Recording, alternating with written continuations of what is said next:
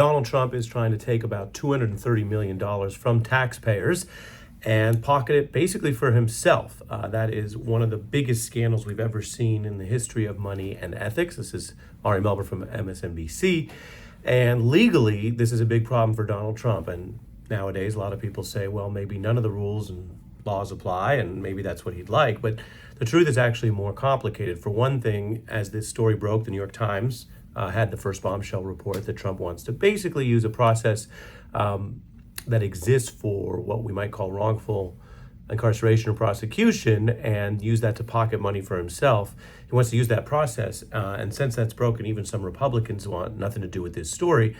In this legal breakdown, which I've been doing here on YouTube, and you can subscribe to my YouTube channel for these reports, I just want to go through why this is probably unconstitutional, unlawful, impeachable, which of course is always a question of who controls Congress and whether people view it that way, and a huge scandal for Donald Trump. And if you look at this and say, oh, well, hasn't he kind of changed or moved the limits? Remember, even in Donald Trump's first term, he had multiple cabinet officials who were ousted over misappropriating or allegedly misusing a couple $100,000 in funds. Here we're talking about over $200 million.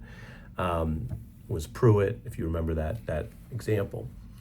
Second, the founders were actually very concerned and very aware of the risk of people coming into government and using the power and the money to enrich themselves. Indeed, it was one of the main things they were concerned about, as well as whether you could arrest people without due process, something we're also dealing with in the Trump era, and whether the government ultimately, instead of representing the people, would be a tool for tyranny. So if you just think about this in basic levels, one, the Congress was very careful as the place where money would be appropriated. So the founders said Congress does that. So that right away is supposed to separate it, not the executive branch just taking $100 million from here or there to give it to themselves. Second, so that's, if you want the exact clause, Article 1, Section 9, you don't just get as president or as Justice Department to grab money and give it out. Now he's trying to sort of abuse a process that exists where DOJ might, within its normal process, be settling a case or paying funds. But this doesn't look on its face like it could work. What Trump has said that because he was investigated in Mar-a-Lago for the documents that he actually was busted for having and for earlier Russia probe issues, he should somehow be compensated for it. Second, I mentioned what our Constitution says. And again, if Trump actually took this money, you could sue over it and you could go to court and find out. No one's ever pushed it as far as he has. But the Constitution also bars a kind of title of nobility or emoluments, which we heard about from foreign gifts. All of that's designed to prevent the president or other officials from enriching themselves. There's also federal criminal statutes that say that misappropriating government funds is itself a federal crime. Now, there is a big shift to that because generally that is a crime, meaning not only illegal, but you could go to jail for it. But in the case of the president, the Supreme Court, as we all might remember from last year, said that there is a wider protection for any official actions. And so it would be a little harder probably to pursue that as a crime for a former president. Say a president did abuse power to take funds and later it was investigated. It's not so easy nowadays under that precedent to treat that as a crime, meaning as a jailable offense. But it certainly could be investigated, and there certainly could be ways to claw back that money if the president tried to take it. And then you have the oversight system, which I do think Donald Trump has tried to kneecap. There are watchdog inspectors generals in various departments, but he has tried to basically get them to not investigate or look at anything that happens inside his administration. And that's an area where I think the cynics or the people who are concerned are probably correct, that I'm not expecting the Inspector General of the Justice Department, Michael Horowitz, to immediately jump into this case, although he should. Then there's also history. I mentioned what happened in the first term, but Richard Nixon got in trouble for the famous Checkers financial scandal. Abe Fortas in the Supreme Court ultimately resigned over outside money, not government money, but an outside retainer he took. And Spiro Agnew, once a rising star and was vice president, was ousted over misappropriating basically money. And if you look at what we're talking about, I'm just looking at some notes I took because I wanted to share this with those of you who are watching. Agnew was basically accused of taking bribes in the hundreds of thousands of dollars. Fortas took what was then $20,000, probably between 100 and 200K by today's valuation. Donald Trump's trying to take $230 million. So the sheer scale of it is absurd, massive, brazen. And if you could get away with this, and again, regardless of party, left, right, whatever, obviously we wouldn't be able to have a very functional government, because if you could pocket that kind of money, well, most people would care a lot more about that level of money, which is far more than most politicians or people ever have, than their job. So separate from what you think of Donald Trump, and it's pretty clear this is a brazen ethics scandal. It is, like I said, probably unlawful.